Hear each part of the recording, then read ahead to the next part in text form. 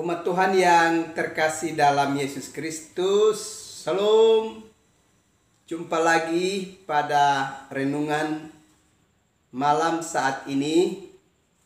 Karena itu saya mengajak umat Tuhan, baiklah kita menyatakan syukur kita kepada Tuhan dan kita mau mendengarkan kebenaran firman-Nya. Mari kita berdoa. Tuhan Yesus, kami sungguh merindukan firman-Mu di dalam hidup kami. Karena itu datanglah dan memberkati kami sekalian. Dalam Yesus Kristus, firman yang hidup itu kami berdoa. Amin. Bapak Ibu, umat Tuhan yang terkasih, pada kesempatan malam ini kita akan belajar kebenaran firman Allah di dalam kitab 2 Tawarik pasalnya yang ke-17 ayatnya yang pertama sampai dengan ayatnya yang ke-9, dan juga di dalam Efesus pasalnya yang ke-4 ayatnya yang ke-17 sampai dengan ayatnya yang ke-24. Dalam kitab 2 Raja-Raja pasal yang ke-17 di bawah perikop Raja Yosafat pengokohan kerajaan, dan dalam Efesus pasal 4 ayat yang ke-17 sampai 24 di bawah perikop manusia baru. Bapak Ibu saudara-saudara yang terkasih dalam Yesus Kristus, perhatian Tuhan bagi keselamatan kita umat manusia itu terus Tuhan lakukan dari satu generasi ke generasi berikutnya. Dan Tuhan memperhatikan itu secara serius. Karena Tuhan menghendaki supaya tak satu pun di antara kita tidak boleh mengalami kebinasaan. Tapi semua kita mesti mengalami keselamatan di dalam kehidupan kita.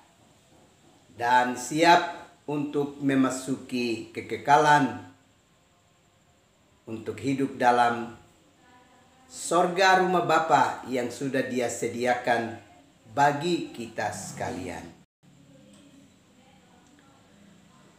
Karena itu kalau kita perhatikan di dalam kitab 2 Tawarik pasalnya yang ke-17,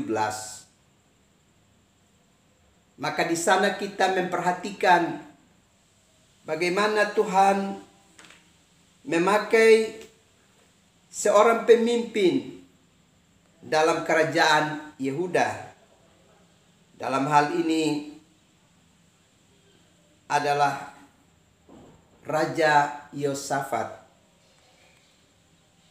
supaya dia bisa melakukan gerakan perubahan sehubungan dengan kehidupan rakyat yang sudah tidak lagi taat kepada Tuhan, menjauhkan diri dari hadirat Tuhan. Maka di bawah kepemimpinan Raja Yosafat,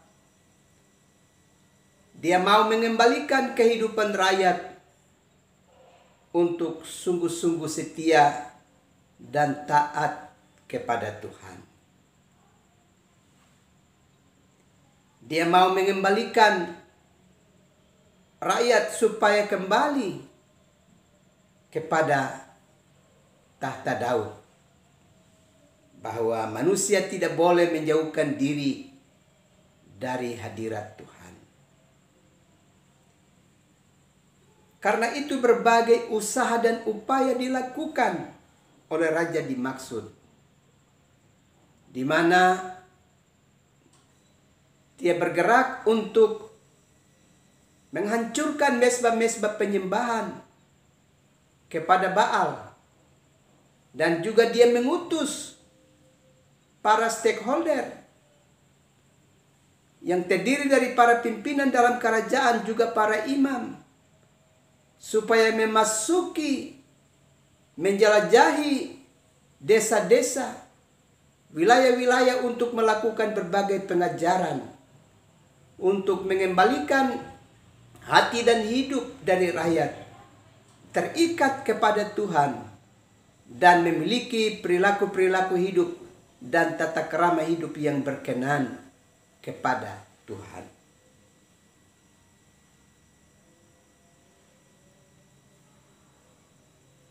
Memang di dalam dunia ini tidak semua orang yang dapat hidup sebagai pribadi yang merasa peduli serta empati terhadap sesamanya terkait dengan berbagai pergumulan yang dihadapi dalam hidup ini. Banyak orang yang hidup memperhatikan dirinya sendiri dan tidak lagi dapat memperhatikan kehidupan orang lain. Banyak orang yang mau selamat sendiri, senang sendiri, tanpa peduli pada pergumulan dan dari kehidupan orang lain di dalam hidup ini. Dan kalau kita perhatikan di dalam bagian kitab suci di dalam kitab 2 Raja-Raja pasal 17 dan juga Efesus pasalnya yang keempat, maka kita bisa melihat dua hal yang bisa dapat merusak tatanan kehidupan umat manusia sehingga tidak dapat hidup sebagai manusia yang berkenan. Dua hal itu adalah bahwa di saat manusia tidak lagi menghormati Tuhan, tidak lagi mengikuti kehendak Tuhan di dalam hidup mereka, dan juga pada saat manusia tidak lagi memiliki tata krama hidup yang berkenan di antara seorang dengan yang lain, maka dua sikap hidup itu akan mengantarkan manusia mengalami berbagai-bagai keterpurukan dan penderitaan di dalam hidup. Karena itu kalau kita perhatikan kitab 2 Raja-Raja pasalnya yang ke-17 dan yang keempat, dua hal ini sedang diperjuangkan baik oleh Raja Yosafat maupun Rasul Paulus. Keduanya berjuang dalam tuntunan dan bimbingan Allah untuk mengembalikan manusia hidup pada jalan yang berkenan kepada Tuhan dan memiliki tata krama hidup yang berkenan.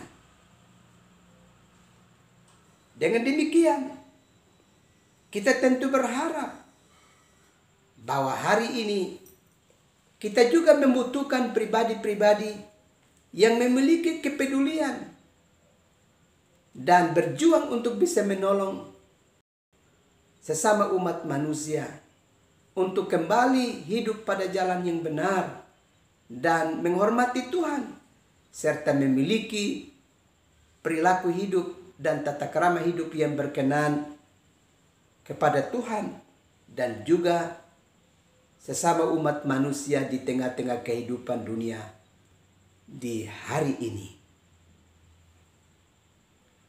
Karena itu, baiklah kita belajar dari dua pribadi dimaksud, yakni Yosafat dan Rasul Paulus, yang telah merelakan diri mereka mengikuti serta menaati apa yang Tuhan perintahkan bagi hidup mereka untuk mempersiapkan generasi yang hidup takut akan Tuhan dan juga generasi yang memiliki tata krama hidup yang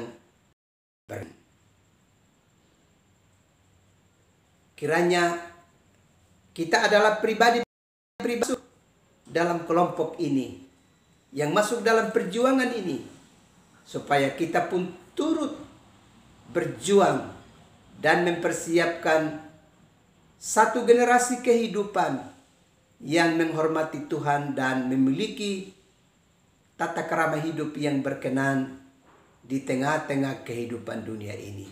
Tuhan memberkati umat Tuhan sekalian. Amin. Mari kita berdoa. Tuhan Yesus, Terima kasih untuk kebenaran firman-Mu yang sungguh memberkati kami. Biarlah kami pun hari ini adalah pribadi-pribadi yang pakai untuk mengerjakan sesuatu yang berkenan, yang menolong setiap orang untuk hidup menghormati Tuhan dan memiliki tata krama hidup yang berkenan di tengah-tengah kehidupan dunia ini. Terima kasih. Ini doa dan sembah kami. Dalam Yesus Kristus kami berdoa dan bersyukur. Amin. Umat Tuhan yang terkasih, ingatlah besok ambil bagian dalam perjumpaan dengan Tuhan bersama umat percaya di gereja Tuhan melalui ibadah utama. Dan selamat mempersiapkan diri bagi para pelaku pelayanan untuk mengerjakan pekerjaan pelayanan Tuhan di ibadah utama pada minggu besok. Tuhan memberkati umat Tuhan sekalian. Shalom.